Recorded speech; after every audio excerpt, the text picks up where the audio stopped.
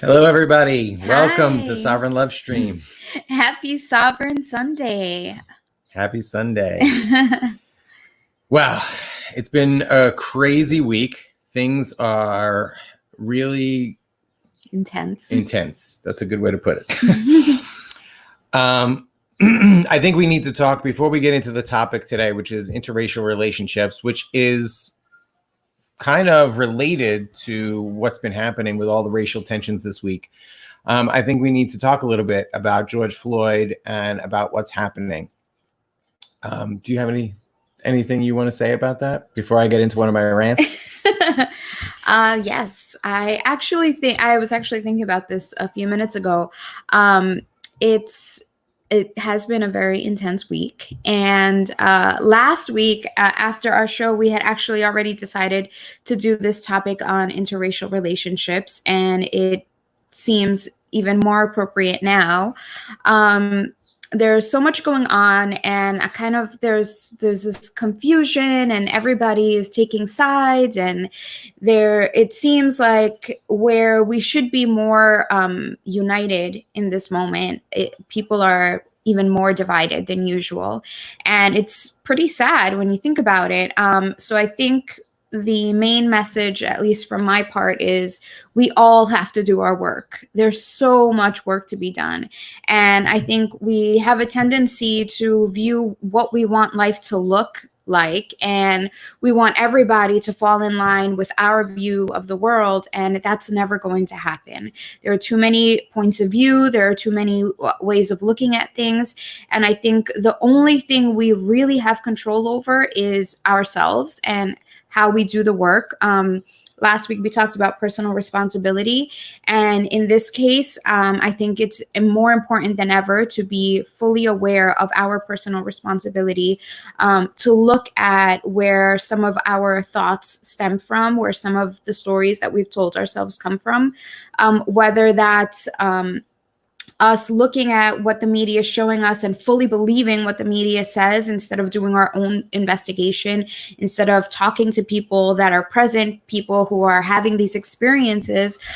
We have a tendency to just go with what the media shows us, and we're like, oh yeah, that's the story. So I think more than ever, we have to be really responsible in how we consume the news, how we consume media, how we connect with other people. We have to be willing to set our egos aside and listen to the other side in all situations. I think sometimes we focus on the victim of the situation, and I think in situations like this, there are many victims, and I think it's important to look at that. Yesterday, I was listening to my best friend's very first podcast, and the title of the podcast was Unfuck the Police, and it was really, really difficult to listen to because there's a part of me that it wants to be angry and wants to hold on to that righteous anger, and it serves nobody. It serves absolutely no purpose. And that means I have to look at myself and look at the reasons why I want to hold on to this anger, why I feel entitled to this anger. And it's work. It's a lot of work to look at that, to change your perspective, to change your point of view.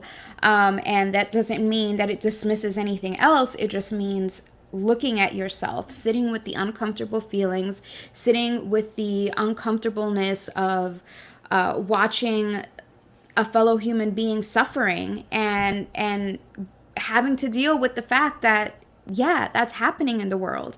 And sometimes we want to turn a blind eye. We want to say, no, this isn't happening. I'm going to look away. I'm not going to focus my energy on that. I'm a very spiritual person, and I'm all about high vibes, but I'm also about sitting with the uncomfortable feelings. And I think a lot of us are afraid to sit with those uncomfortable feelings, and it is absolutely necessary. If we want to change anything, we have to be willing to sit with the uncomfortable feelings. And I don't think I have any answers to how to fix the problems of the world. I don't think any one person has those answers.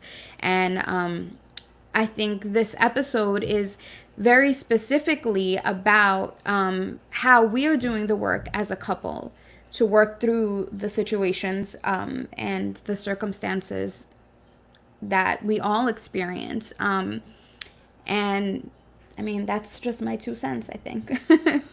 I think that I agree with you 100%.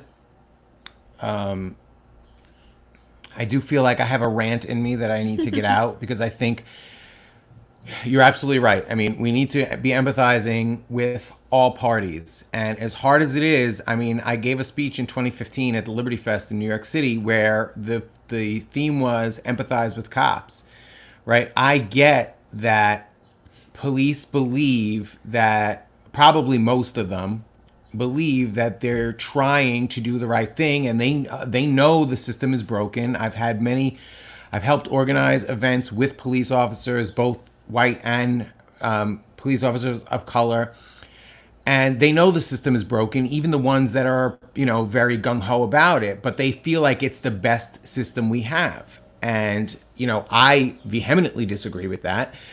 But I can understand that they're trying to do the right thing. They're trying to keep the peace. They're trying to protect the greatest amount of people. But the problem with that is that the minority gets left behind.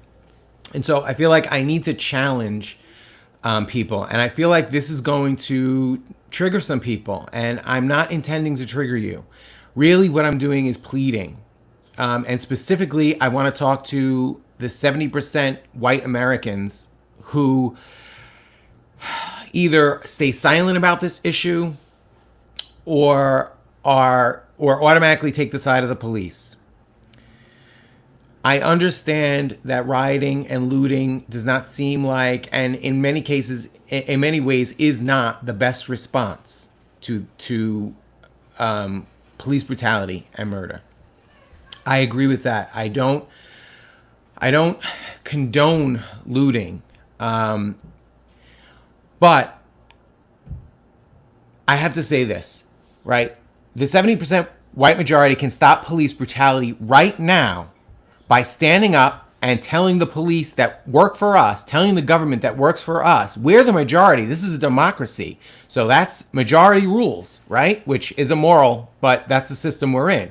If the 70% white majority stood up today and said police brutality is no more, we are not going to permit our government to act this way, police brutality ends. And that's for black, white, it doesn't matter. Police abuse everybody, all right? But they disproportionately, the ratios are higher. Blacks only make up 13% of this country, but they're killed at a much higher rate than that, okay? There's no disputing that. And I'm not arguing that police don't hurt white people. They do. I know they do. I've been arrested many times for protesting, just expressing my First Amendment right. I've never been beaten up. I've never been shot or tased. So, I mean, that says something, right? And you're a loudmouth.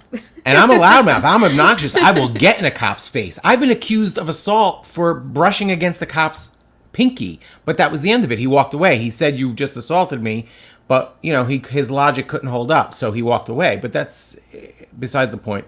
The point is that the 70% white people in this country can end it today if we want to. And we need to. And the rioting would have never happened. The rioting is because people tried to kneel, and they were called race baiters and called all kinds of names, un-American, unpatriotic, because they kneeled in protest. That was the peaceful protest. And now we want to complain because we did nothing. The 70% did nothing. Obama did nothing. Why? Because even though he's a black president, he serves the majority, and the majority is 70% white people.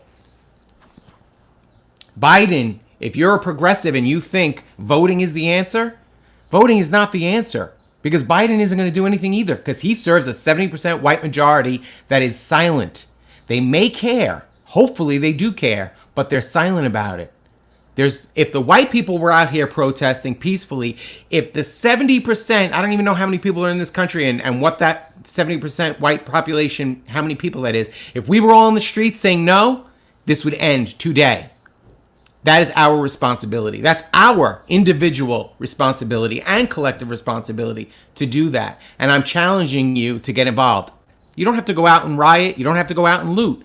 But you need to demand your government stop treating minorities this way. They have the same natural rights that everyone else does. Whether they're citizens or not, they're human beings. You're born with natural rights. So unless you believe blacks or immigrants or illegals or whatever are not created by God, They have the same natural rights to freedom that you do. Free speech, all of the things that the Constitution supposedly puts into the Bill of Rights. We don't have rights because the Bill of Rights says it we do. We have it because we're human beings. We have souls, and those natural rights come with that. Okay? We need to start standing up for everybody's rights, not just when it's convenient. People stormed the Capitols armed to protest the lockdowns, and I agree with that. I have no problem with that. I think that's great. But why are they not storming the Capitols to protest police brutality? Because we're not as affected by it. But we need to start getting involved, because if we allow police to take minority rights, they're going to take the majority rights too. And in many ways, they already have. So it just doesn't look the same. It doesn't look the same. And it's unfortunate. And, you know, I'm sorry if this is hard to hear, but it's the truth. And if you disagree, feel free to comment, and, you know, we can address any questions or you know, complaints about the rant. I think that's it. You know, I'm sorry, but I feel very passionate about this, and it's very upsetting. Honestly, I didn't really care much either. You know, I started a Tea Party chapter here in New York City. And at the time, I didn't really, you know, I wasn't really that concerned with minority rights or anybody's rights, really, because I was living a different lifestyle. I was partying, and I really didn't care about freedom or any of these things. But when I started to get involved and realized that when you're protesting against something that the police disagree with, then they start to treat you that way. That's when I realized, oh my God, this is the way minorities are treated on a daily basis. That's what started to open my eyes. So anyway, sorry, rant over. No, I think it's necessary. I think it's absolutely necessary to have these conversations, to use our voice and our platform to initiate these conversations. And yeah, it's not going to sit right with everybody. There's here, we have a comment. You know, I don't deny that George Soros would manipulate and fund Black Lives Matter or fund certain things to stoke more issues. That doesn't mean that racism is not an issue. How can you, George Mafoy, deny that police brutality is a problem? How can you deny that? Yeah, of course the powers that be want to take advantage and stoke, you know, racial tensions to keep us divided. Absolutely. But the answer is not to say to black people, your problems don't matter because George Soros is funding this cause, so we don't need to pay attention to it. The answer is, let's stop the state from oppressing everybody, not just oppressing who we feel convenient that we want to protect. We want to end the lockdown, so we're going to storm the Capitol armed. Well, I want to end police brutality. Let's storm the Capitol armed to end police brutality. That's true. There are other nuances. There is class, because, you know, wealthy black people are not treated as bad as poor black people or poor white people. It isn't as black and white. It's a spectrum issue, right? It's called intersectionality. There's many issues that are all intertwined. You cannot remove class and race in this country. You can't. While my grandfather was buying his first house, my black friend the same age, his grandfather was fighting for his right to vote. So you can't compare the two. Were not able to build wealth the way my grandparents were. We don't start on the same platform. We're not starting at the same, right. So, I mean, there are many issues. So this is not black and white, but it doesn't matter. If we believe in natural rights, we protect the natural rights of everybody. All right, so let's get into interracial relationships now. And I think that this applies to not just romantic relationships, but all relationships. I think we all struggle through the same issues, whether it's a romantic relationship or a friendship or a work relationship, whatever it is. I think the stuff that we've experienced as a couple would be helpful or can be helpful to any situation. I'm going to bring up the show notes so we don't miss anything. Sounds good. Okay. So where do you want to begin? Well, I think one of the first things that people think about when it comes to interracial relationships is pressures from the outside. So that can come in many forms. It can come with being on the street and people looking at you a certain way. So, do you ever feel like when we're out on the street, white people look at you like, what is she doing with that white guy? Yes. All right, so let's talk about that. um there are so many things, and this kind of goes back to personal responsibility and dismantling some of these ideas that we carry just through generational traumas. My parents are Mexican immigrants, and they came to this country when they were very young, and there weren't that many Mexicans in New York City at the time. So they kind of learned to keep their head down, to stay quiet, to not attract attention. There was extreme racism towards Mexicans at the time because they were just such an extreme minority. And I carry those insecurities with me. So I don't always know if somebody's looking at us and thinking, what is this Mexican girl doing with this white guy? Or if it's something that I just internally have believed because this has been the experience of my parents. It's sometimes complicated when I'm out with Xander, Danny's son, who is like Very pale. very, very pale. He's very white. And maybe people think I'm the nanny. I don't know. It's like people look and it's almost like they're not sure, and it's a little complicated. I wish people didn't look at me that way, but I also have learned to not let that affect me. That doesn't necessarily change my relationship. It doesn't change my lifestyle, but that does happen. We had an experience with a friend of yours a few years ago that I brought up an issue. This was, I think, the first year that Trump was president, and a lot of people in New York City celebrate Cinco de Mayo. New York City has a huge population of Mexicans from Puebla, and Cinco de Mayo is a holiday that's celebrated in Puebla because it's the celebration of the Battle of Puebla. And unfortunately, in so many parts of New York City, Mexican establishments were being threatened that if they hosted Cinco de Mayo events, they were going to call immigration on them. So a lot of these businesses decided to cancel their events and, couldn't really celebrate. And our friend had a bar in Brooklyn and had a Cinco de Mayo party, and it was complete with all of the stereotypical Mexican decorations and ideas that you could possibly think of, and there was nothing that was supportive of the Mexican community. He used to have vendors that had food at his restaurant, so it would have been an opportunity for him to hire a local Mexican vendor and say, hey, why don't you sell your food here? If you can't host your party, let's host together, and this can help out the Mexican community, or perhaps do some sort of donation to Mexican communities. I don't know. There were so many opportunities, but I made a comment and he got very offended and shut me down immediately, and that was the end of that conversation. But not long after that, we were at his bar again, and he was introducing somebody to Danny, and we were standing together. I mean, we're a couple, all of us are friends. And he came over and stood right in front of me and introduced Danny to this other couple. And, Danny kind of paused and tried to introduce me. And as he started to introduce me, the friend interrupted him again and spoke over him, and again stood in front of me and just kind of avoided me being part of the conversation. And it was really offensive. I got upset. I walked away. I didn't argue, but Danny did call him out for that, and it turned into an argument. And this person refused to apologize or to even admit that there was anything wrong with what was happening. This was somebody that, I cared about. He was a good friend, and it's upsetting when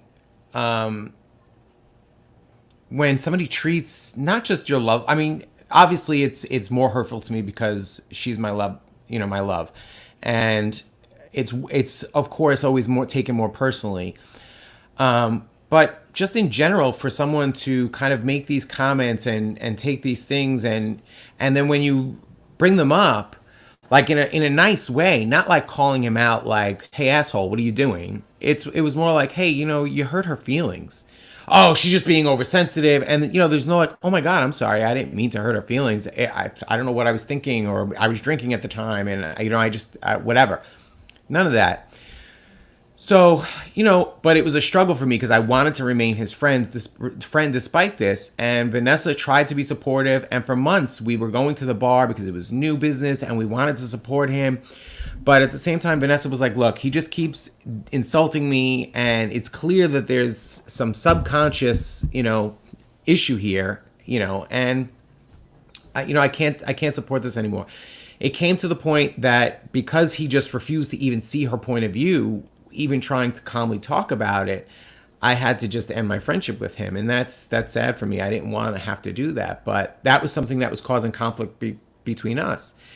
And, I can't remain friends regardless of whether his issue was race or not. I can't continue to be friends with somebody who is, going to disrespect my partner constantly. This wasn't like a one-time thing. So, and I think I've experienced that also on the street, where I feel like we live in an area where there are a lot of Mexican people or a lot of Latinos. And I do feel like sometimes Latino men will give me looks for being with her, or maybe they resent it. I don't know, and I can understand that too, right? I mean, I can understand as a minority in the United States where everything is controlled by the white majority, feeling like, oh, they come and they want to take our women too.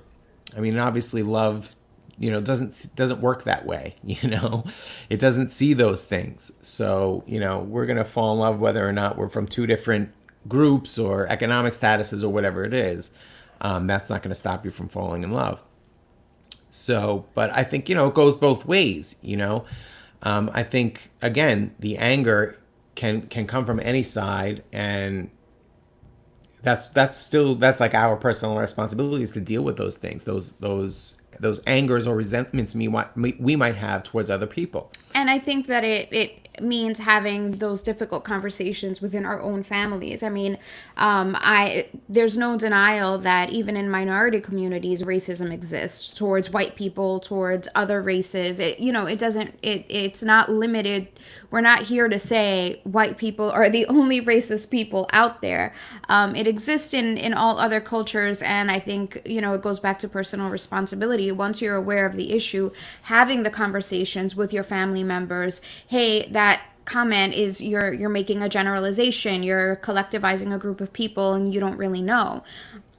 We've had situations at times also with some of Danny's family members having these very strong ideas about what Mexican people are, and it's irrelevant that I'm Mexican, it's irrelevant that my experience has been completely different from theirs.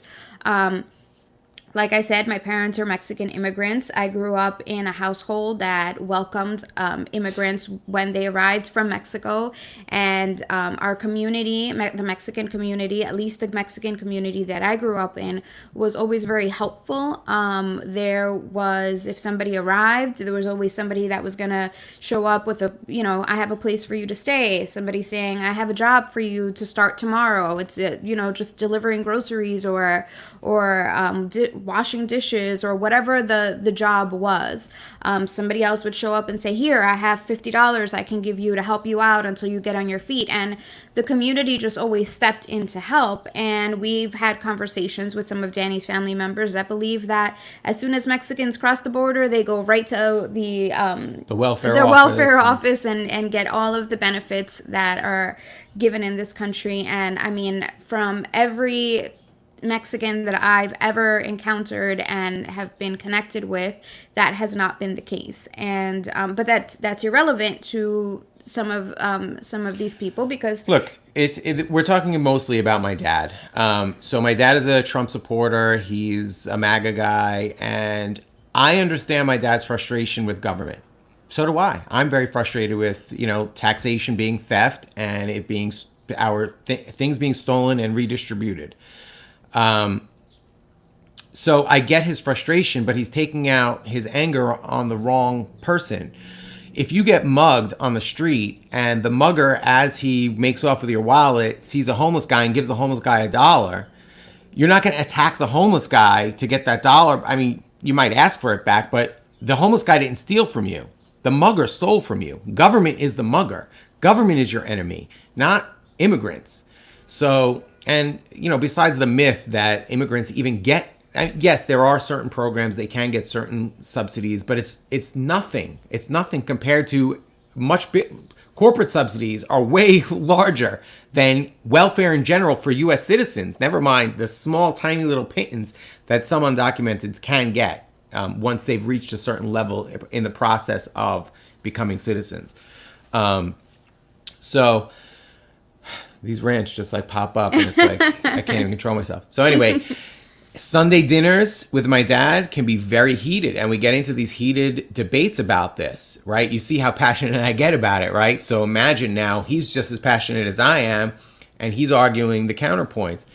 So here's poor Vanessa. Now I feel like I'm defending her. I feel like he's, saying these things and defending Trump's comments about Mexicans, and I feel like I'm defending her and stepping in, but she's uncomfortable with the arguing in general, right? Talk a little bit about that. Yeah, I mean, I completely understand where Danny is coming from every time he wants to correct his dad or make sure that he knows the truth. And I get that. I truly do appreciate it.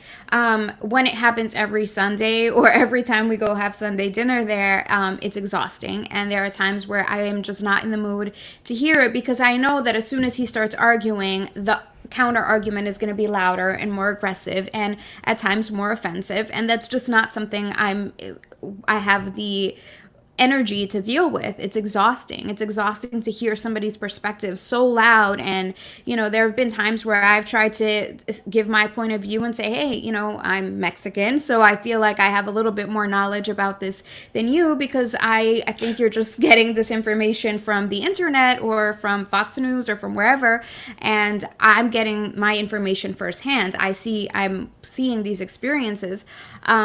But they're irrelevant to him. So at the end of the day, I don't think he's interested in really knowing. I mean, we've also had experiences with other family members where, we've been at events and Danny tries to call, especially after that, after me saying I don't have the energy to deal with these arguments anymore. We were at a wedding and Danny had a similar argument with a family member, and he was just like shut down the argument immediately before I came back from the bathroom, because he was like, I don't want her to have to deal with this. We're at a wedding to have a good time. It's completely unnecessary. Yeah, this is a very common thing. And despite what your personal feelings may be, you don't have the right to try to interfere or put your prejudices, or even if you don't think they're prejudices, even if you think they're legitimate ideas, to force them on other people and shame people for who they love because of how you feel. You don't feel that I don't know. It's part of me is like, should we even bother to address this, right? Like, should we even bother to address people that think, oh, you shouldn't be together? You're a traitor to your race if you date or marry outside of your race. I don't know. It's so frustrating. I mean, it's a traitor to who? And at this point, there's so many. It's almost impossible to find somebody who's completely pure of in any particular race. I mean, yeah. This country is filled with people that are mixed race as a result of rape, as a result of colonialism, and it's impossible to say, we have to remain pure and only stick to our own kind. It's a very close-minded point of view. And ultimately, if that's your decision and your choice, go for it. You're free to do that. I don't think anybody's going to criticize you for falling in love with somebody that's of your same race. I think we have to, again, have personal responsibility and decide why does it bother me if I see a mixed race couple somewhere? Why is this an issue? I mean, look at this. I mean, what century are we in? Rachel, come on. I'm antagonizing my father by trying to have a conversation with him about why all Mexicans are not rapists. I mean, do you believe all Mexicans are rapists? Didn't you say that you're Mexican? So you agree with Trump's comment that Mexicans are drug dealers and rapists, but some might be good people. You agree with that? I'll wait for your answer. I mean, come on, people. This is just ridiculous. Anyway, so that's I'm not going to let them hijack the stream. But those pressures are hard, right? Because it could come down to, luckily it doesn't with my dad. I mean, he's passionate about it, but he's not so much of a racist that he's like, you shouldn't be dating a Mexican because she's a rapist drug dealer. Luckily, he's not that much of an extremist. But what if he was? And what if it came down to me having to choose? What if my dad, because I know this happens, maybe this happened to, was it Joe or somebody made the comment before that we put up, Goldie, right? If somebody's family makes it an ultimatum, either you date within your own race or we're going to ostracize you, you're cut off. And then you have to choose between your family and the person you love. I mean, that's not fair. That's not loving. That's not Christ-like. It's not Christian. Many of these people, MAGA people, claim to be Christians. That's not Christ's message. Love others as you love yourself. Love your enemies even as you love yourself. You know what? If you feel it's the wrong thing to be in an interracial relationship, then pray for us. Because you can't hurt us with prayer, right? He can only bless us with prayer. So that's fine. If you disagree, pray. But well, I mean, here's a clear example of outside pressures, right? We're having a love stream. We're talking about interracial relationships, and we have comments just like that, offensive comments. And that exists in so many places. I mean, there are so many people that try to keep their relationships private. They don't want to hear the comments. It's exhausting. Somebody earlier mentioned something like, if these are your examples of racism, stop being a crybaby. It's not that big of a deal. And you're right. Some of these things are what we call microaggressions. They're small incidents, but if you live your life having to experience these small incidents over and over and over and over again, it gets exhausting. I mean, I've worked in companies where they're mostly white companies. I've had people speak over me, ignore my comments, ignore the things that I bring to the table, dismiss me very easily, not take me into consideration. One of my coworkers who actually hired me into this company dealt with it so much. It was causing health issues because there was so much stress over her working and working and working and working, trying to keep up and trying to do her best to finally get accepted as a regular employee. And no matter how hard she worked, she was never recognized for it. And it's exhausting. It's exhausting to live your life that way. And so, yeah, it may not be something as major as having somebody call you names. And I mean, that's happened to me too. I've had people tell me to go back to my country. I was born in Brooklyn. This is my country. And that's really the thing, right? This assumption that a lot of people make, like, if you have brown skin, that you're not really an American. You were made an American by, maybe you're a citizen, but that's because you applied for citizenship and got it. But you're not really an American. Americans are white. And this is an internal thing. One of my friends had the nerve to ask her sister, oh, are you legal? Like, why would you assume she's not legal? Just because she has darker skin than you? That's racism, folks. That's racism. There are many brown people born here, born citizens, natural born Americans, just as American as you are. Just as Native Americans are brown. I mean, those are the natives. They're more American than I am, right? At some point, my great-great-grandfather came here. They were born here, going way back before us. So how dare anyone? How dare this Rachel Marie win? How dare you? Anyway. Woo. But look at how frustrated I'm getting, right? Just from these comments from people I don't even know. Imagine the frustration of people that you love having these same attitudes. But let's get back on track. All right. So then there's internal pressures. All right. So in the beginning of our relationship, Vanessa worked in a big corporation that you would all know. She worked for a television show, and she would have to go into the city to work. And she would come home and tell me these stories about how people at work assumed she was the janitor, assumed she was there to clean she went to work one time, and there were people sitting on her desk. And when she came to the desk, they thought she just was there to take the garbage out. So they kind of scooted aside so she could reach past them underneath the desk to pull the garbage out. She was like, no, this is my desk. It's like, so she would come home and tell me these stories, and I'd be like, you're just being sensitive. You're being oversensitive. Come on. This is the president's black. There's no more racism. Like, I thought this way too. It took years of her sharing it and me having to see it firsthand for me to finally believe it, because I just didn't believe it. I just thought you're seeing ghosts where there's no ghosts. You think everything is racism. But it took years of me, and it's because I was in denial about it. I didn't want to admit it, right? I didn't want to see it. But I had a lot of racist attitudes myself, and it's not our fault.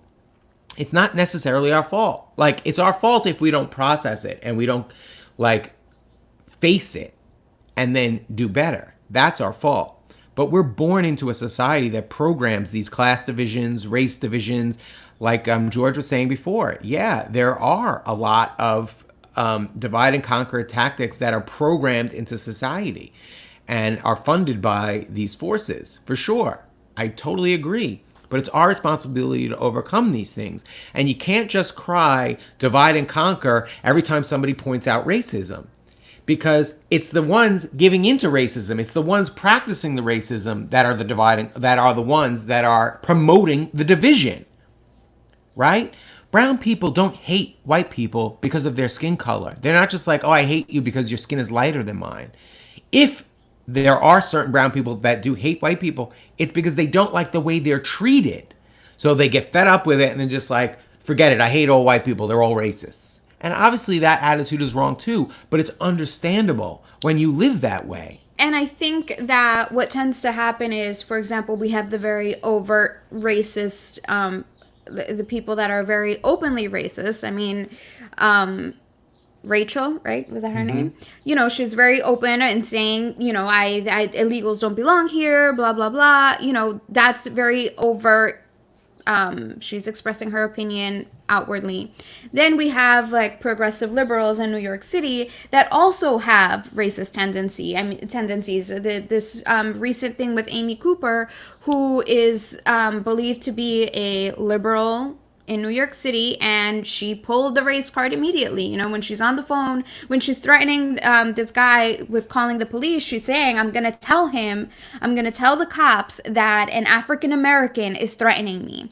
You know, she very clearly throws the race in there. And so it's easy for people of color to say, well, we don't trust anybody, because even the liberals come up with these terms, or they use race against us when it's convenient for them. And so it's very hard to have trust in just anybody.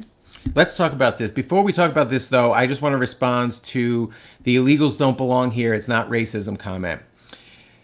The idea that certain people don't belong here in America, a free country, is by definition collectivism. You're saying Americans, people born on this patch of land, are better than people born on other patches of land. And if those people want to come here because this is a freer country, they're only allowed if we say that they're allowed. That's not freedom. How do you justify that? If we're all created equal, how do you get to tell a Mexican they're not allowed to move to the United States and buy a house or rent an apartment here? You don't have that right. You don't own the whole country. We don't own the whole country. That's socialism. That's communism. You own your house that you bought or you rent. That's it. That's the only property you get to control, whatever you've legitimately acquired. We don't own the whole continent, okay? Again, a socialist idea that government owns the whole continent. Who did government buy it from? Come on. This all is socialism. These are all ideas that come out of that. So for you to say that person who is a Mexican citizen, because they didn't get government permission to come here, we don't have to ask government to be free. We are free because we're humans. And that's all I have to say about that. Let's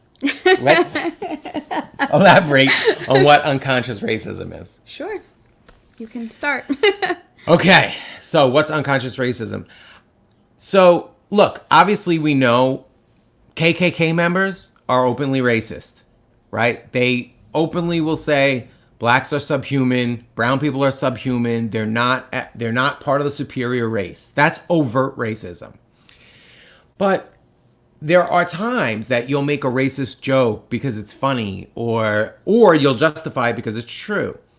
All blacks are criminals, or not all blacks, many blacks are criminals. So, obviously police are going to arrest more blacks because more blacks are committing crimes. But that's not actually true, is it? Because if you look at enforcement statistics, crimes aren't being investigated in white neighborhoods. Cops in New York City aren't stopping and frisking in white neighborhoods because all my white friends smoke pot. Some of them carry weapons that are not legal. A lot of drug dealers I know, the distributors, are white. And they're pillars of the community. Their parents are lawyers, doctors, politicians. On Staten Island, I could name you politicians' kids right now and police officers' kids right now who are drug dealers. These aren't people I would consider friends. Oh, maybe some of the drug dealers. But, the hardcore criminals types, But those people aren't arrested because you know what? Daddy gets them off. Google it. How many cops? You can Google cops, police drug dealers, Staten Island, and you'll come up with a couple of news stories where it finally came out. And there's a lot of them that they didn't catch. Some of the people that got caught, their siblings didn't get caught. And the dad's a high-ranking cop, and so they get away with it. Martin Scorsese's nephew gets caught distributing heroin, but he doesn't go to prison. Some of the people that worked with him went to prison, but he didn't. Why? Because his uncle's a bigwig, right? So, and listen, things are getting real. I'm calling people out right now, but that's the way it is. So those people aren't getting stopped and frisked. But you know what? Martin Scorsese's nephew hired drug dealers from the black neighborhood. They got arrested. They got stopped and frisked. They got arrested. They went to jail for years for selling the heroin, but their supplier got off. All right. So that's subconscious racism, thinking that, oh yeah, most blacks are into more criminal activity than whites are. It's not true. I mean, and even in these past few months with the whole enforcing social distancing, I mean, I just saw that the majority of people that have been given tickets or arrested for social distancing have been people of color. There are plenty of neighborhoods here in New York City where the parks are filled with white people, where white people are getting together. In our neighborhood a few blocks away, there were people hanging out outside of the bar in huge groups. Yeah. The police wasn't there. The police is over by the park where the kids are playing basketball, or where the kids generally get together to play sports, and it's usually just 3 or 4 kids, throwing a ball around. But that's where the police is. The police isn't over here by the hipster bars checking to see if people are properly social distancing. The article just came out today that 80% of the summonses for not wearing masks and not social distancing were for black and brown people. You're telling me that no white people were not social distancing? Come on. The MAGA types are totally against their protesting, and I agree with it. If you don't want to wear a mask, you don't have to. But the point is that MAGA types can be out there protesting the lockdown and protesting social distancing and protesting wearing masks, and the police don't do anything about it. But when 2 black guys are standing outside the deli on the corner just having a conversation or a cigarette together, they get tickets. And so the argument isn't that we need to enforce it on the white MAGA types. Right. That's not our argument at all. Right. It's saying we need to stop enforcing it also when it comes to black or brown. And absolutely, people. Somebody made a comment. I lost it, but somebody made a comment about OJ getting off for murder. Yeah, when you're wealthy, it can sometimes transcend your skin color. So OJ against a poor white guy who commits a crime, yeah, OJ is probably going to come out better. OJ compared to somebody the same status as him, another Hollywood or football player or something like that, he's going to get treated worse, right? Bill Cosby doesn't get away with what Bill Clinton can get away with. Come on now. Come on. I'm telling the truth. And yes, as Moji says, the problem is the system. And I think what winds up happening, and what somebody was trying to bring up, and I think the point that they were trying to make is that, yes, it's the system that is not only creating these problems, but it's creating the division between us. And so we start fighting with each other instead of recognizing. The truth is, we can sit here and argue all day about who's getting arrested more, who's getting harsher sentences. There are plenty of statistics. You can all do your research and figure figure that all out. What we're here to talk about is the fact that in order to overcome these issues, we need to be able to listen to each other, to listen to each other's experiences and say, how am I contributing to this experience? How am I contributing to making your life more difficult? I mean, we grow up with certain ideas, certain points of view. I grew up learning that I have to keep my head down, be quiet, not attract too much attention. You know, if I say something too loud, you know, I've heard people tell me just go back to my country, right? They don't want to hear my voice. Danny can be a loudmouth and say everything he wants, and people won't, you know, they'll think twice about saying something like that to him. They're not going to tell him go back to your country. And so my issue has never been, oh, I need somebody to say that to Danny too. I need somebody to shut Danny up also. No, it's that we need to end the situations in which minorities are being, our rights are being taken away. When the truth is we all have rights. We're all sovereign beings. We all have our natural rights.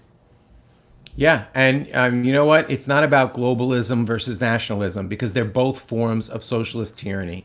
You know, globalism is forced diversity. That's not what we're talking about here. We're talking about the freedom for people to do as they please as long as they don't hurt anybody else. A Mexican citizen who did not ask for permission of the U.S. government coming in and buying a house and contributing to the economy is not taking anything away from anybody else. That's freedom.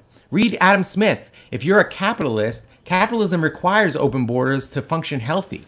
To function at optimal free markets. That's just freedom. It's the free market. Asking government for permission is statism. So you can't make you can't say that allowing people the freedom to freedom of movement is and allowing the free market to function is globalism. That's not. That's the globalism that Soros and Hillary Clinton push is global tyranny. It's a global run government that controls everything.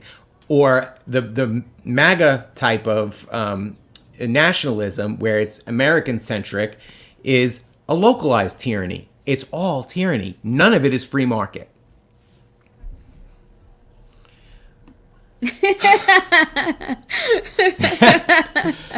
Anyways, yeah, we really got derailed in this episode, but how do we get back on track now?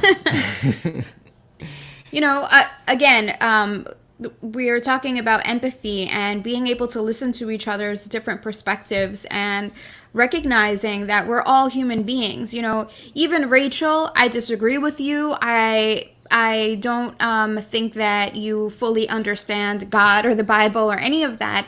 And that's okay. I still love you. I still respect you as a human being. I will still pray for you. I will pray for you so that at some point your heart is able to open up and you can hear other people's perspectives, because only then will you fully allow love to flow through you. And that's what God is. That's exactly what God is being able to allow love to flow through you. And there are so many places where your heart has hardened up, and I'm so sorry that you're in that place. I'm so sorry that you've been hurt to be in a place where you can, you know, spit out so much anger and so much hatred towards other people. So I promise I will pray for you. And I'm not saying that in a sarcastic or, you know, I don't know, snotty way. It just really is, I can feel the pain through your words, and I'm so sorry that you feel that way. And I think that's the place where we need to get, where we start understanding that every other person we encounter is a human being going through different experiences. As people are out there protesting right now, there are many white people that are also out there protesting for their loved ones that were killed by the police. I saw, I don't know if, I'm sure a lot of you are familiar with the case of Daniel Shaver, who was shot by Mesa police in Arizona. And there was no justice for him, and his wife and daughter were out there protesting as well with their signs. And, you know, then people jump in on the posts and they're like, well, where were these people when, you know, Daniel Shaver died and was killed by the police? And that creates even more division. Right now, yeah, those people who supported justice for Daniel Shaver should be out protesting too. And when Daniel Shaver died and when there was no justice served, they should have organized their protests too. And I guarantee you that Black people who had similar experience would have been out there protesting with them. We can all do this united. Instead, what we're doing is we're fighting each other. We're having a conversation here. We're opening this up to the community. And even in the comments, there are people arguing with each other. So clearly we're missing the point. I mean, this is what we're dealing with.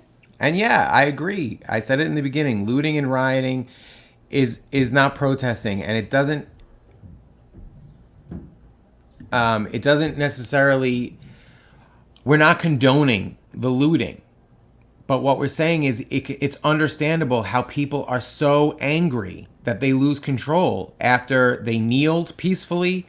They had peaceful Black Lives Matter protests where there was no violence. And white people and people like Rachel still say Black Lives Matter. People are sick in the head. They're animals. They're danger. This is the rhetoric. This still exists until people like Rachel let go and realize that we're all God's children. We're all God's children. And we all have the right to the way we feel. And sorry, but those protesters, I'm not saying they should damage people's property, but it's understandable when you're not heard, when you're pushed into a corner, you get desperate and feel like, you know what? Nobody cares. So why should I care? Why should I care about breaking this window? Nobody cares when I get shot. Nobody cares when my husband gets shot, my son gets shot. So it's understandable. And it's not that it's okay or morally justified, but it's understandable. And I think that the reaction to that kind of proves the point. People are more angry and upset about broken windows or burned down buildings than they are about people getting killed in the street by cops and nobody saying anything. I mean, it's public. We see it all over the news and we're getting used to seeing it. It's not the first death, the first murder we've seen on Facebook, on YouTube, on the news. It's coming, we see these stories over and over and over again, and we're becoming desensitized to it. We've just accepted that's just what happens sometimes, and there's nothing we can do about it. But don't burn down a building because now we have to condemn the people that are rioting. And I think that's part of what's being shown in this situation. And again, I agree with Danny. I don't necessarily agree that that's the way, but I can fully understand that. If somebody killed one of my family members, I don't know, maybe I would burn down everything. I'd burn down the entire world to the ground because of the pain. It's understandable. Again, not to say that it's the way.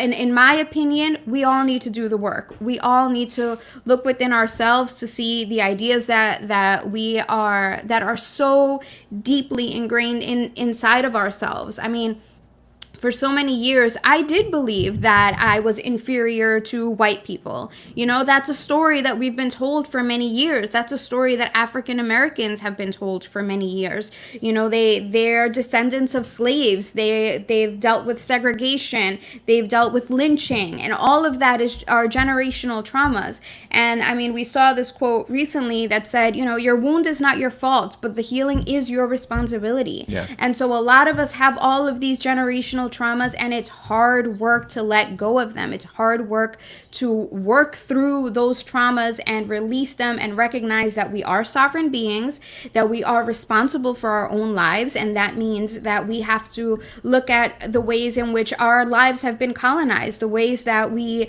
look at the world, the ways that we allow the government and the colonizers to control our lives, right? A lot of us rely on the healthcare system in this country.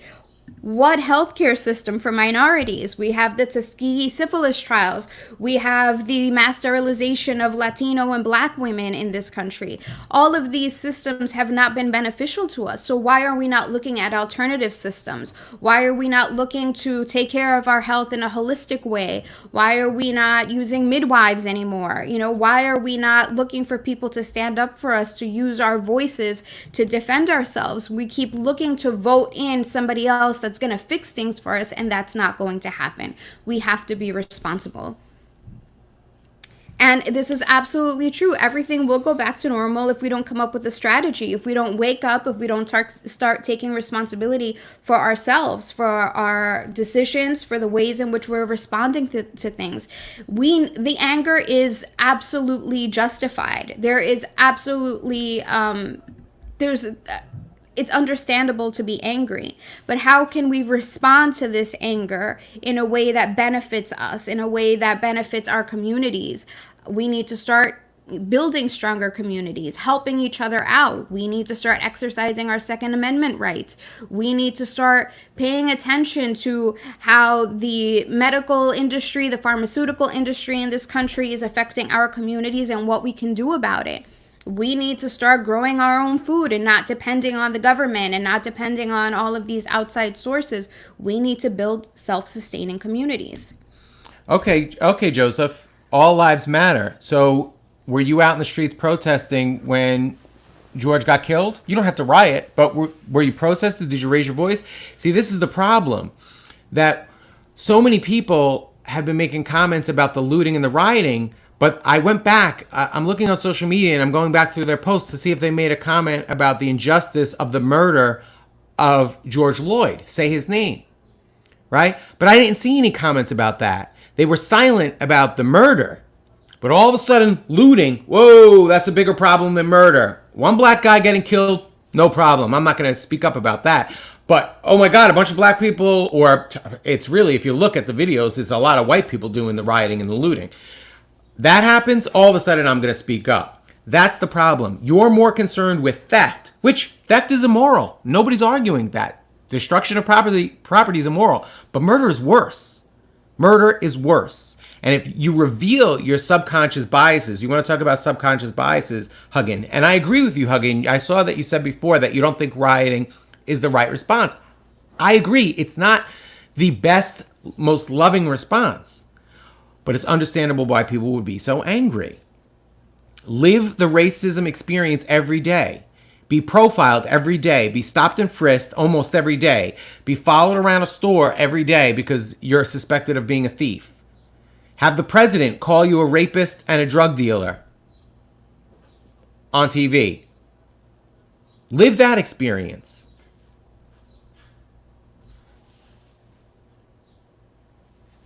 I mean, it is what it is. And you were also, Joseph, you mentioned something about anarchy. Anarchy is not chaos. As a matter of fact, I saw a meme this morning about rioting. Rioting is the same as democracy. Democracy is mob rule. It's the majority telling the minority how to live. That's mob rule. There's nothing enlightened. There's nothing moral about democracy. Yet we call this the greatest system in the world. We're the best country in the world, where 51% use government and police to enforce 49% to live how they tell them to. That's not freedom, folks. Anarchy is not chaos. Anarchy, if you look up the definition of the word, is self-rule. Anarchy is the core of libertarian and even conservative philosophy and classical liberalism. All of those things sprung from the concepts of anarchy. All anarchy means is we're all God's children. We all have the right to free speech, freedom of movement. We all have the right to do whatever we please as long as we don't hurt anybody else. That's all anarchy means. And it means that we're equal. So I don't have the right to rule over her because she's a minority. I don't have the right to if I don't have the right to tell any of you what to do, how does me casting a vote give a politician the power to tell a cop to tell you what to do? How does that make any sense? There's nothing moral or enlightened about that. It's tyranny. Sorry, guys. Woo! Yes, justice. I didn't realize I was going to be ranting so much today.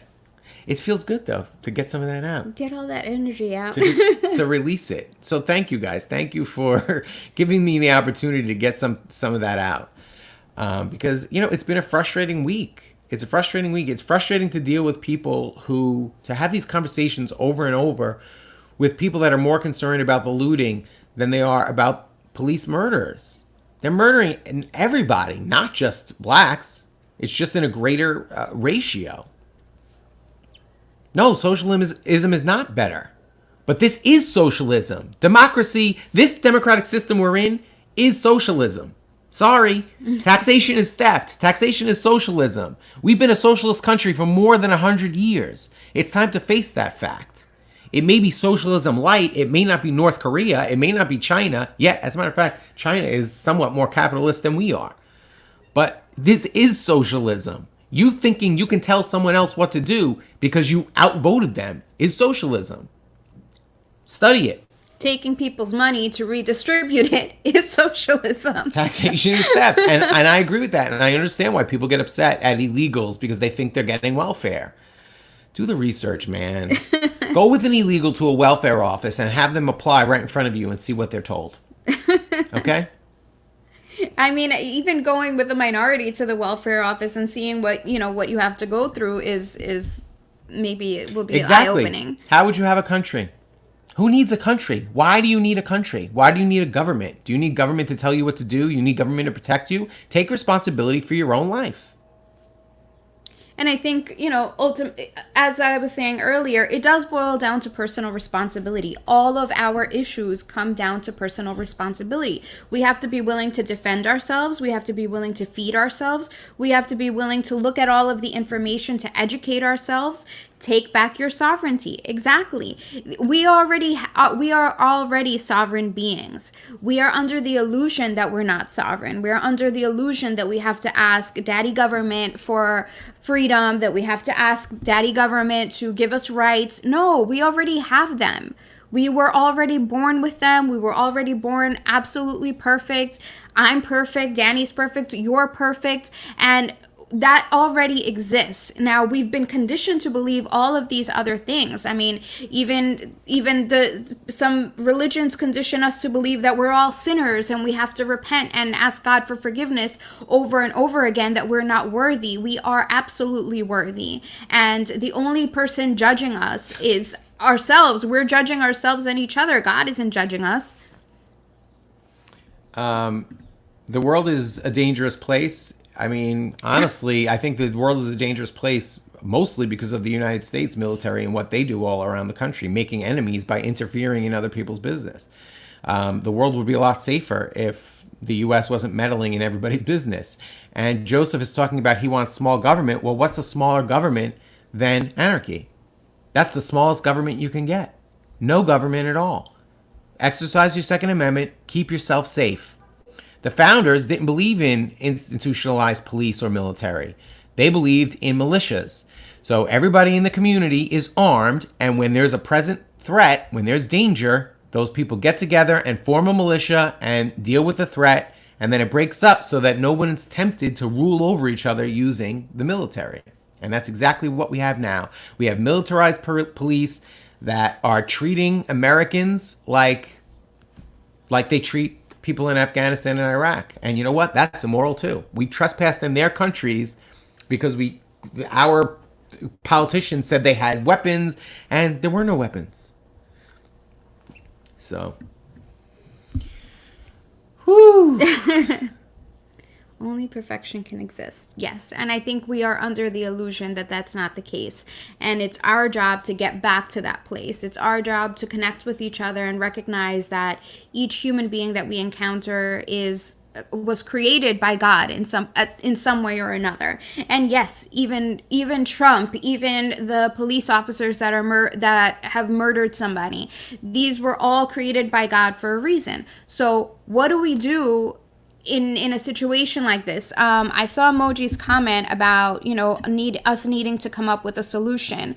Is it this one? We need to look for a better way. And so what is the better way? At this point, I think the better way is for us to do our internal work, to talk to the other side, talk to the people that we disagree with, try to listen to their perspectives, not just listen and wait for our turn to speak, not just listen and wait for our turn to be able to say, no, this is my way, this is how I see it, and you're wrong. It's a matter of setting your ego aside for a moment, listening to somebody else's experience, getting outside of your head and putting yourself in that person's shoes and recognizing their experience. and realizing that their experience is true and that it's a valid experience. And if there's anything that you can do to minimize their pain, why not do it? What would it cost you to help minimize somebody's pain? And only when we're willing to have these conversations, when we're willing to talk to each other without our egos, we'll be able to break down all of these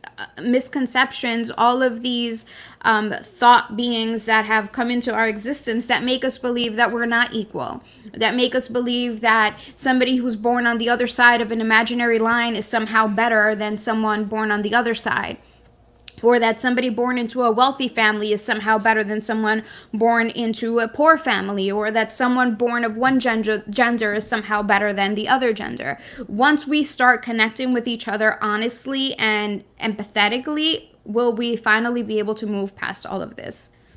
Yeah, absolutely. Other countries do it the same, because all governments are evil. Because when you give people power over other people that they don't deserve, they're going to commit evil. That's why anarchy is the only moral system. There was another comment about being citizens of the world. How about not being citizens at all? How about just being a loving neighbor? I'm not worried about being a citizen of this country or that government or this government, or pledging loyalty to a government. That's socialist. That's a socialist concept, to pledge loyalty to a government. I don't want to be a citizen of any country. I just want to be a good neighbor. And if my neighbor decides they're going to try and hurt me, I'm responsible to defend myself, and I will defend myself forcefully if need be. But until I'm threatened, I'm going to treat my neighbor like I'm going to love my neighbor like I love myself, because that's what Christ taught. Be a loving neighbor. Exactly. Thank you. Wow. This has been an exhausting conversation. It has. There needs to be a platform to have a structured conversation. The shouting and chaos in the public square is not the way to go. I agree. And I think that the reason we've gotten to the point of the shouting in the public square is because nobody's been doing the listening. Mm-hmm. You know, it's like it's like a child throwing a temper tantrum. A child throwing a temper tantrum doesn't need you to scream at them or tell them to shut up. They need you to sit with them and say, what do you need? What is happening right now? What are you feeling right now? And how can we work through it? If you shut the child down, the only thing you're creating is someone with suppressed emotions who can't communicate, who can't deal with things being uncertain or with things feeling uncomfortable. And I think we do need to practice being uncomfortable. Sometimes our partners are going through something difficult, and it's uncomfortable to hear it. It's uncomfortable to have to deal with it. But you know, that's our work as human beings. That's our work as people living in a society with others around us. If we don't want to do that, we can find a home somewhere up in the mountains where nobody will ever find us, and you won't have to interact with anyone. And maybe that's the way to go for you. But if you're going to interact in a society, you're going to have the uncomfortable conversations. Huggin, we can't get there. It will never happen in the future if you and I don't start doing it now in our own lives. That's how we get there in the future. Yeah, maybe it is unrealistic. Anarchy, a lot of people say anarchy is unrealistic, and it is. But you can apply the principles of anarchy, of being personally responsible and loving your neighbor. You can apply those in your life right now. And it's not going to harm anybody, and it's not going to cause any chaos. It will diffuse the chaos because you're one less person contributing to the chaos. And that's the point we're trying to make. That's what our whole site, Sovereign in the City, is about applying the principles of anarchy to your personal life. You can't change the fact that the government taxes and rules over. You can't really change, even if you vote, that's not going away. So the idea is to take those principles, apply them to your own life so you're not contributing to that chaos, to that evil, to that tyranny. It's opting out of that system and building something new through community, through a cohesive community by working together. And I think the mistake we tend to make is to say, well, we have to make sure everybody's an anarchist before we try that. And that's not the case. We don't have to wait for everybody else to see it. Mm-hmm. It's not going to change until we start taking personal responsibility and saying, I'm not going to hurt anybody else. I'm not going to offend anybody else. I'm not going to try to control anybody else. I'm a free person. I'm going to treat everybody as a free person. And the more we begin to do that, the more people that start to do that, the more the change happens. It's not going to be overnight. It's not like tomorrow we're all going to wake up and boom, anarchism. It takes work. It takes us doing the work. And, you know, we live in New York City, which is a police state, which is, there are so many laws and rules, and it's really difficult to live in this type of environment. But we try to make sure that every interaction that we have is an interaction in which there's mutual respect. Yeah, absolutely. Voluntarism, that's what it is. And yeah, it is okay to be white. No one's saying it's not okay to be white. We're not bashing whites. We're just saying that whites have the power, because we make up 70% of U.S. society, we have the power to take control of our government. But we don't. We allow our government to run roughshod over minorities. And we think that this is moral. We've been taught that majority rules, that democracy is a moral thing. And it's not. It's not okay for the 70% white majority to stay silent about the fact that police are killing people. Whether it's black people or Daniel Shaver or Terrence, I forget his name, the homeless guy that they killed in LA a few years ago. None of those deaths are okay. But you know what? The 70% people that have control over this society allow it to happen. And it's statism. Racism and statism are cousins, my friends. They are cousins. They are collectivist cousins. And you can't defeat one without defeating the other. We have to fight them both. It's as simple as that. I mean, I wish that people could see this. It is okay to be white. Of course it is. I'm white. I don't hate myself. I do have, and people call it guilt, white guilt. It's not white guilt. It's empathy for other people that don't have it as good as I have it. So we've already gone over. I mean, we can continue the conversation if you like. Let's see. Do we have any other comments that we need to address? Does anybody else want to make any comments? And to Rachel, we're not leftists. I know you'd like to think of us as leftists because it makes it easy for you to dismiss what we're saying. But, you know, that's not actually the case. And I see you, Janelle. I've seen your comments, and I appreciate them. All of them. There was one that slipped by that I think many people didn't notice, but I saw it. Here we go. If you want your government to protect legal citizens and not illegals, it's racism and worship of the state. I don't want my government to protect anybody. It's not my government. First of all, it's an occupying force. It's a bunch of elites that decided they have the right to rule over the rest of us. And I don't need their rule, and I don't need their protection. And I don't think they should be stopping anybody from doing anything because they don't have the power to do that. And I think that's kind of the trick of the whole thing, right? This belief that it's our government. Our government wouldn't be killing its own people. Our government would be defending us perhaps against outside people trying to harm us. But the truth is, our government turns on us all the time. And that in and of itself is an illusion. So no, it's not about protecting legal citizens and not illegals, it being racism or worship of the state. It's just apples and oranges, I think. Yeah. You know, Veronica, I don't have a problem with Rachel being here and sharing because I think we need to face the fact that there are people like her that think like her, and we can't ignore it. I think this is one of the benefits of the Trump administration is that it's emboldened people that felt like it was politically incorrect to share these thoughts. But we need to face the fact that these people are here amongst us and still think this way. And it's not even that we should be bashing them or shaming them for their opinions.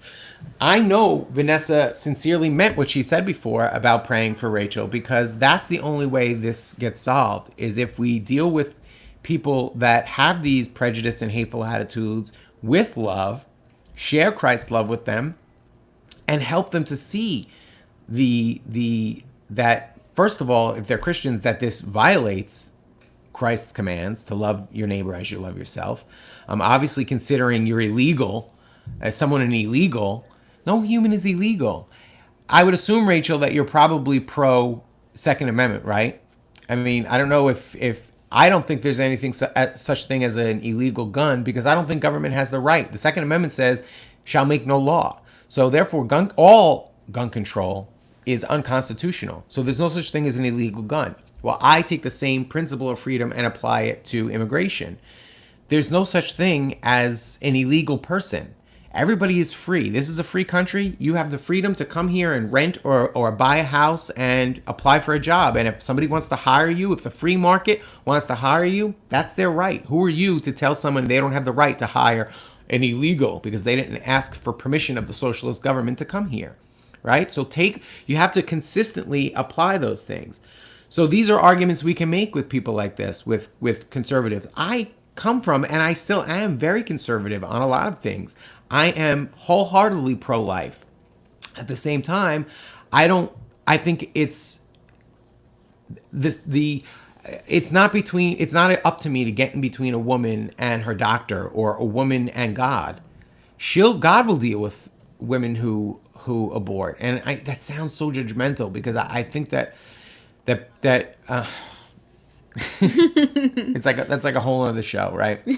I don't mean to sound judgmental of women who feel that they need to have abortions.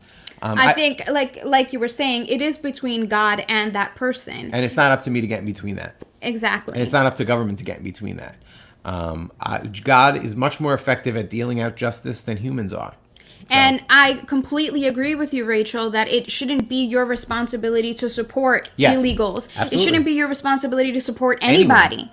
It shouldn't be your responsibility to support politicians financially, for them to take money out of your paycheck, for them to buy their $1 million homes. I don't think that it's fair. I don't think that it's right. And so I completely agree with you. I don't want you to have to support illegal immigrants. I don't want you to have to support legal immigrants either. It's not your job, and it's not your responsibility. Yes, absolutely. So we would totally agree on that.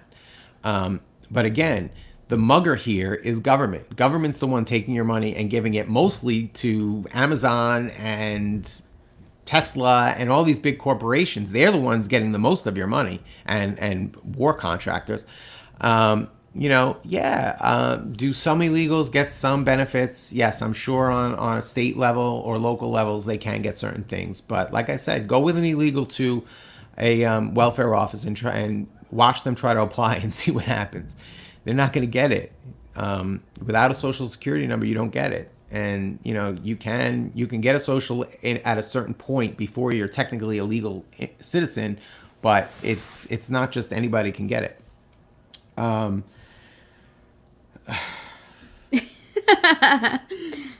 right. I love you. Rachel, I love you. You are God's child, just like we are. I love you. I wish that we could have a conversation in person where we could discuss it calmly in a loving, compassionate manner. And I think we could come to understand that we probably agree on a lot more than you think we do. And I think that's the common misconception, right? Yeah. There's that somebody who has a particular belief, we're saying no human is illegal. And so Rachel automatically says, you guys are leftist. And there are all these misconceptions. And the truth is, if we all sat down and had conversations and got to know each other, Daryl Davis style, where you get to know somebody and you realize you have so much more in common than you anticipated, then all of these other things are just stories that you've been told by the media, by the government, by those that wish to control you. So what we're trying to say is, let's have honest conversations. Let's have authentic conversations, hear each other out, and recognize how much we have in common. And then we'll realize that it's not you against me. It's perhaps the government trying to create the illusion that it's you against me, but that's not the case. And this is absolutely the truth. Thank you, Brianna. We do all deserve to be heard, even when our opinions are prejudiced, even when our opinions are hateful. We all deserve to be able to express ourselves, and that is something that I will stand by and defend forever. I don't agree with any type of censorship. even when it's something I don't want to hear, even when it's something that's offensive to me and I don't like. I will defend your right to say it till the end, because that is what freedom is. Freedom is tolerating things we don't like, more brown people, more illegals, taco trucks on every corner, anything that we don't like. That's freedom. That's the price we pay for freedom. And you have to have the integrity, the personal integrity, to apply the philosophy of freedom to everyone and everything. And just, unless somebody is trying to hurt you and harm you, that's where you have to draw the line. But up until that point, someone annoying you, tough, too bad. That's the price of freedom. And yes, I agree with Moji. It's a matter of unlearning what you were taught and learning the truth. And that's our responsibility. We can't change everybody. I can't change Rachel's point of view. I can't force her to see my point of view. I can only do my internal work to deconstruct the ideas that I've been taught and hope that someday she does the same thing too. And, maybe we'll agree, maybe we won't. And that's okay. She has the right to her beliefs as well. So we totally got off the interracial relationships, but I think it was important. But it is part of the interracial relationships, because we all are going to interact with people of other races, of other walks of life, of other beliefs. And this is part of the work that we've been doing together as well. We've been having to listen to each other, put our egos aside, and pay attention to that.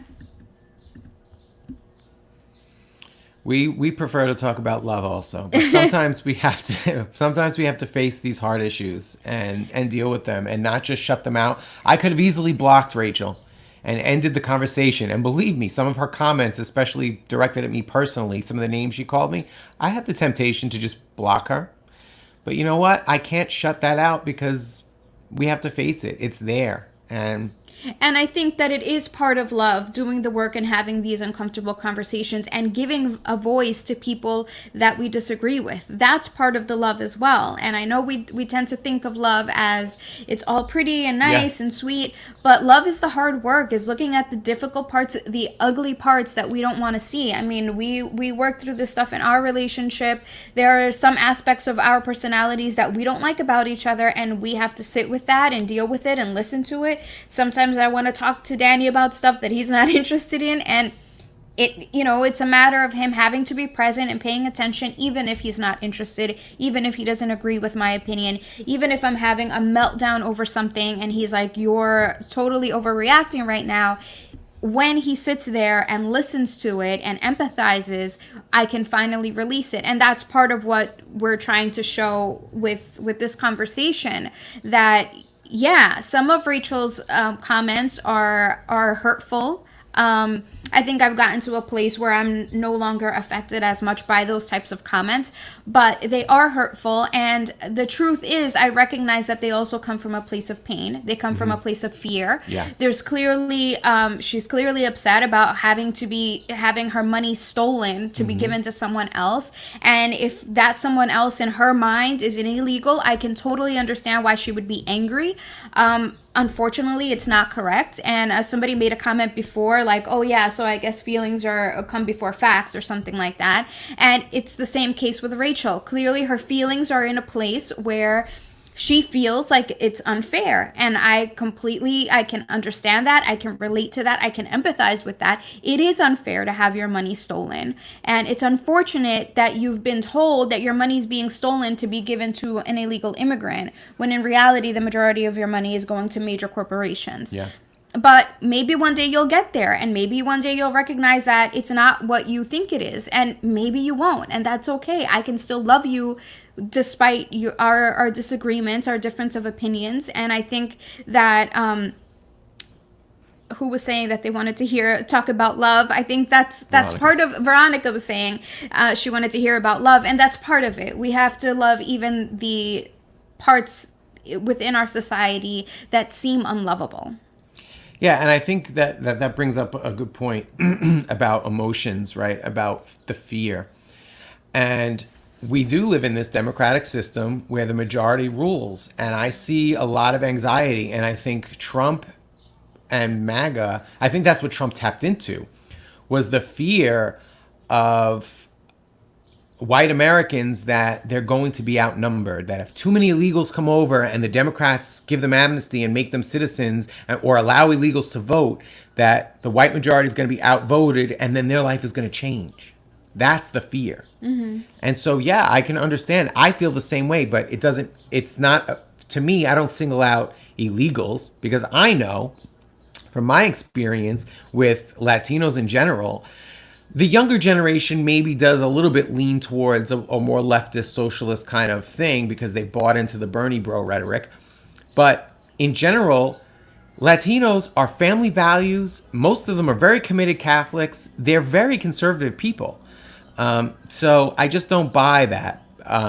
But to me, it doesn't matter if you're a Republican or a Democrat. You're all trying to tax me. The Republicans want to tax me to pay for corporate subsidy and war. And the Democrats want to tax me, well, also to pay for corporate subsidies and wars. But they pretend that it's about helping the little guy. But we all see from the latest stimulus package that the Republicans resisted and the Democrats were all for.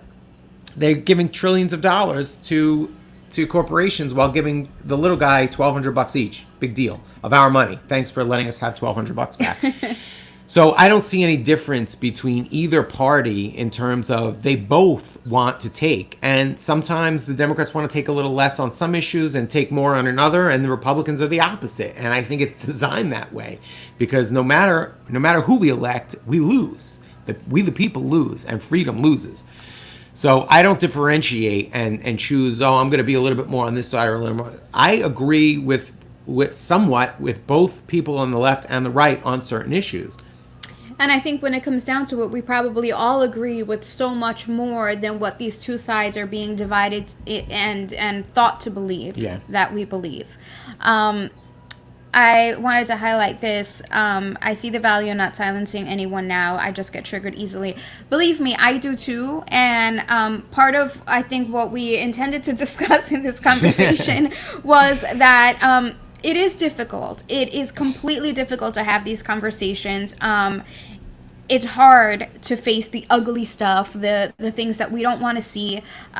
For Danny's a very in-your-face, loud. He's very outspoken. I'm more quiet, but I do face a lot of the uncomfortable stuff on my own. I'm more comfortable with facing the uncomfortable things quietly and in an open setting where we're allowing people to comment and say these things. It's hard. I'm sitting here, and some of these comments are frustrating, but at the same time, I've done so much internal work myself to get to a place where I can see how others are perhaps hurting in one way or another when they express themselves a certain way. And to be able to see that kind of puts my guard down and allows me to be able to let that love flow through to everybody who participates in the conversation. So I'm grateful that you're all here and that everybody has an opinion and that we can have these conversations. I agree. I don't like using the term illegals.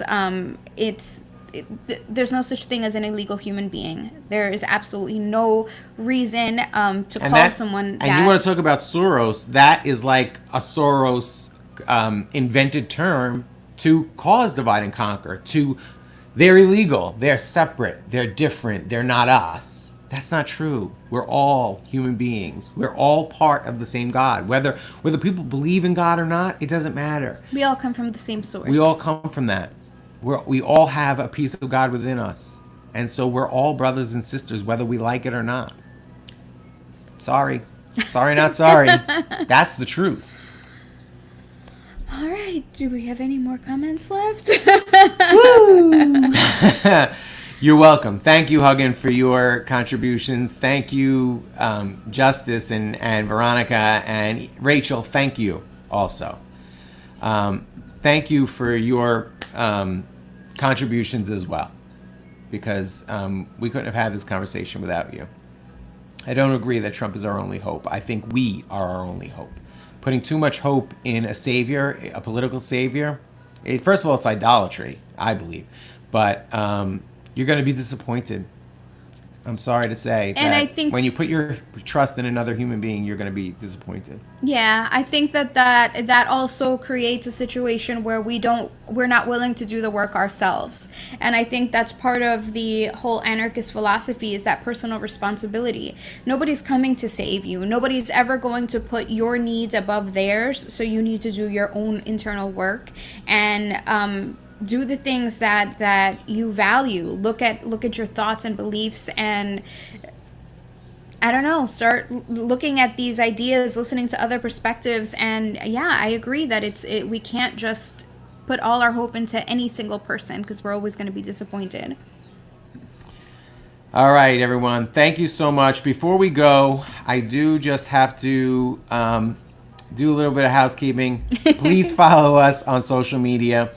As we all know, big tech companies are doing more and more censorship on social media. They're blocking certain points of view, what they consider conspiracy theories. So Float and Minds app are two social media networks that do not censor. They are blockchain based and they're privacy centric.